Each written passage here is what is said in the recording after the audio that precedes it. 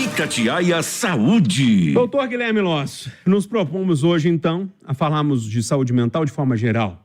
Deixar as pessoas à vontade para mandar a mensagem sobre todas as questões que envolvem a saúde mental. Isso Combinado? Aí. Combinado, quem manda é o ouvinte. Vamos lá. Aí sim, gostei. Quem manda é o ouvinte. Patrícia, qualquer coisa você entra no Eu papo tenho aqui. uma dúvida aqui. Posso?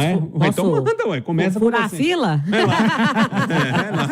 Doutor Guilherme, o que eu gostaria que você falasse para as pessoas, quem tem um parente que tem o mal de Alzheimer, sofre aí com Alzheimer, como esses parentes eles devem comportar? Porque às vezes, a gente percebe que quem cuida, às vezes, fica com a saúde mental abalada, né? E a pessoa repete. Tem que responder com toda a paciência ou não? O que você tem que fazer?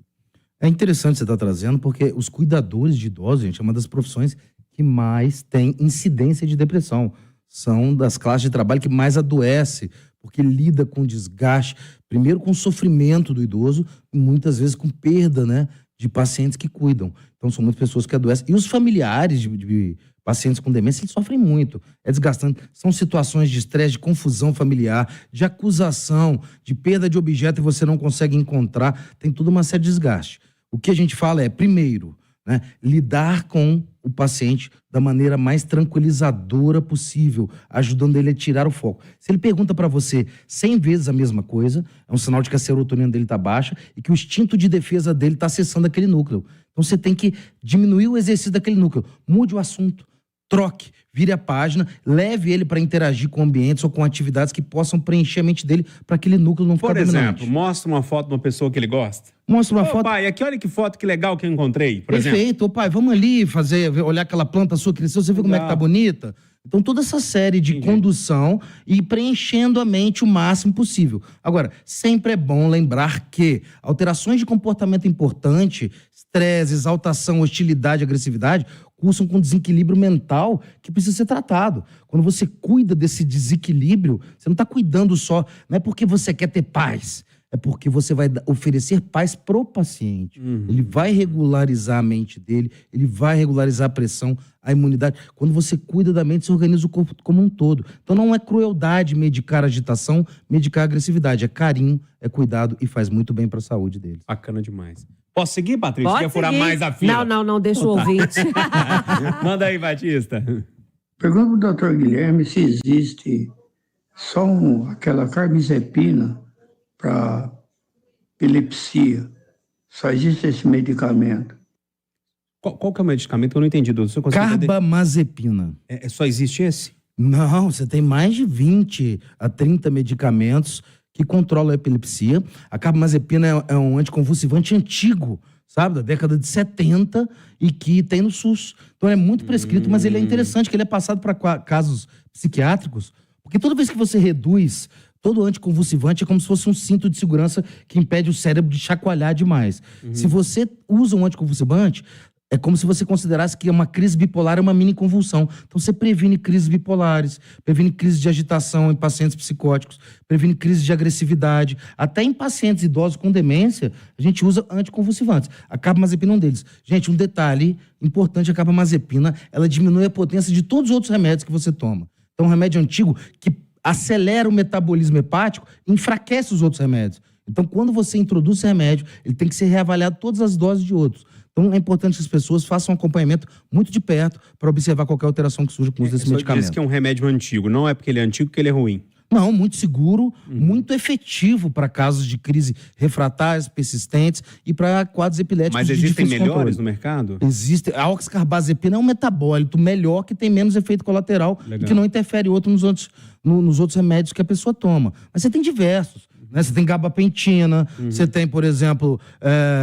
vários remédios você tem, ácido valproico, até remédios que você usa, por exemplo, para controle de dor, você consegue usar também para quadros de estabilização de humor e anticonvulsivante. Entendi, bacana demais. Manda mais uma aí, Batista. Boa tarde, Júnior Moreira, aqui é o Sandro Chaves Barropa, tudo bem? Ô, Júnior Moreira, eu queria saber sobre o autismo de crianças, né? Até mesmo adolescentes e adultos também. No caso, quando a agitação está muito forte e já usou todo tipo de remédio para acalmar a criança, especialmente as crianças, o que tem que fazer quando os pais não, sabe, tentam, vai na terapia, psicólogo, psiquiatra, e sempre o menino está agitado, e não consegue de forma alguma nenhum medicamento mais fazer efeito. O que tem que ser feito? Muito obrigado. E aí, doutor? Pergunta interessante a dele, porque muitos pais devem passar por isso. É verdade, gente. O quadro autismo é um quadro que você tem diversos graus. Hoje em dia as pessoas têm discutido muito nas redes sociais, e até na mídia, né? Na televisão tem passado casos de pessoas que têm o espectro autista, que são quadros leves, que você tem sintomas aí como um comportamento de retraimento social, dificuldade de se expor, instabilidade, baixo limiar à frustração, toda essa série de alterações. Agora, o autismo grave, ele é uma doença que gera muitas crises de agitação psicomotora, crises que a gente chama de frangofilia, que é aquela quebradeira, e você tem casos que são de difícil controle. Agora, eu vou ser sincero, eu nunca conheci um caso que não seja administrável, porque sempre você vai encontrar um tratamento. A grande questão é, você tem diversas classes, antipsicóticos, antidepressivos, anticonvulsivantes, como a gente estava falando, e ansiolíticos que podem ser usados. A grande questão é juntar uma equipe multidisciplinar de psiquiatra, neurologista, pediatra, psicólogo, terapeuta ocupacional, para criar uma abordagem ambiental e medicamentosa, desde atividades até um ambiente sereno, para conter e você favorecer a melhora dessa criança. Se ela está agitada numa crise extrema e não está respondendo a nada nesse momento, você pode levar no CEPAI, que é o Centro de Urgência Psiquiátrica da Infância e Adolescência, que tem ali no Santa Efigênia, né? Se as pessoas puderem só procurar na internet CEPAI, vocês vão encontrar o endereço e o telefone lá. Caso de urgência, pode ser conduzido para lá para ser medicado e controlado. Ô, doutor, tem uma pergunta que chegou aqui pelo YouTube que me pareceu interessante, porque, de novo, muitas pessoas podem estar passando por isso. A Roberta disse assim: meu pai sempre teve cabeça boa, mas tem 2 semanas que ele está com lapsos de memória. Chegou de uma hora para outra. De uma hora para outra começou a ter isso. Ele não está sabendo nem o que é TV, onde é o banheiro da própria casa. Eu acho que ela quer que o senhor comente sobre esse assunto, o que pode ser, qual que é o caminho a tomar, ou, sei lá, pode ser demência, pode ser alguma coisa que chegou de uma hora para outra, ou, sei lá, falta de alguma vitamina, alguma coisa, sei lá, o que o senhor consegue falar para ela? O que eu consigo dizer para ela é que, assim, olha, gente, é interessante. Desde quadros infecciosos, até deficiências vitamínicas e até quadros de depressão podem imitar quadros demenciais. Então é muito interessante. Nem sempre a perda de memória e a confusão mental é diagnóstico certo e concreto de demência. Existe a depressão no idoso, ela é muito interessante. Ela se manifesta, entre outros sintomas, por abatimento, de redução da atividade interativa, de participação da família e perda de memória, perda da capacidade de linguagem. O enfraquecimento do cérebro durante a depressão gera esse quadro que chama-se pseudodemência. O que ela tem que fazer é conduzir o pai dela para uma avaliação do médico de confiança dela. Tem que ser feita uma bateria de exames. Por exemplo, uma infecção urinária no idoso pode gerar um quadro desse. É mesmo? É extremamente comum. Eu já atendi casos de trazer idosos que as pessoas acham que estão ficando doido, confuso ou demenciado. Você pede uma bateria de exames, ele está com uma infecção urinária crônica, por causa da questão da próstata aumentada, que reduz o fluxo e a liberação de urina. Então tem que ser feita uma investigação completa. E se você está vendo sintomas de urgência, vômito, tontura, queda, perda de consciência, leve para uma urgência para ele ser avaliado. Mas o acompanhamento é fundamental. Não, interessante o senhor falou. Então, Roberto, leva seu pai no médico, faça uma avaliação geral. Manda mais uma para a gente fechar, Batista. Oi, Júnior Moreira, boa tarde. Meu nome é Olemar, tenho 67 anos e eu tenho medo de escuro, de lugar fechado. Eu sou um cara que realmente só durmo de luz acesa, não consigo fazer ressonância magnética, já tentei várias vezes a não ser sedado. Eu tenho pânico de lugar fechado, de escuro, entendeu? Dirigir, eu tenho medo de dirigir, entendeu? Sou habilitado, mas tenho o maior medo. Tem remédio para isso?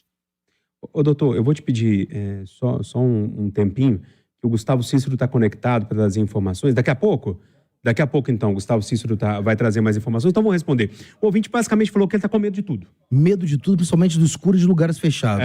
Né? É um quadro fóbico, a gente chama isso de fobia específica, que é o F40.2 na CID-10.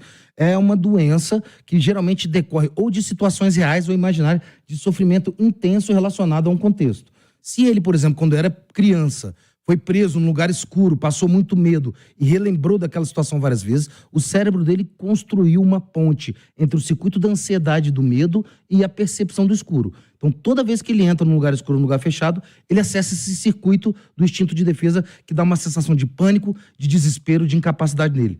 Gente, isso é totalmente tratável. Você tem medicamentos que reduzem os sintomas de hiperatividade adrenérgica, adrenalina aumentada que dá esse bloqueio no senhor. Você usa um medicamento que suprime esses picos de atividade noradrenérgica aumentada, você faz medicamentos que vão remodelar e condutas de terapia cognitiva comportamental aumentam muito. O que você tem que fazer? É você reviver essas situações de maneira confrontadora com a ajuda do medicamento e de outras terapias.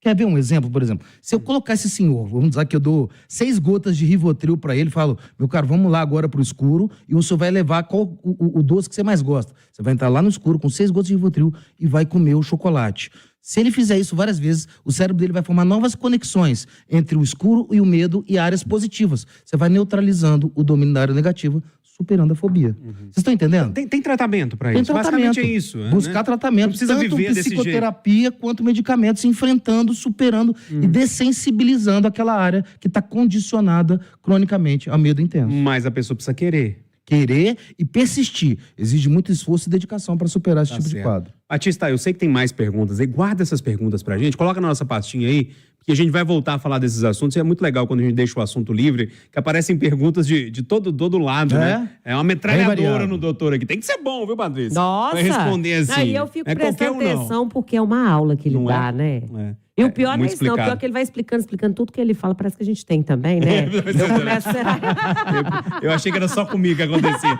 Mas, A gente fica caladinho, né?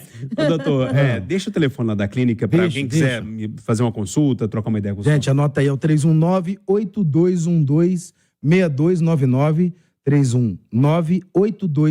319-8212-6299. As ordens para ajudar. Fiquem com Deus, gente.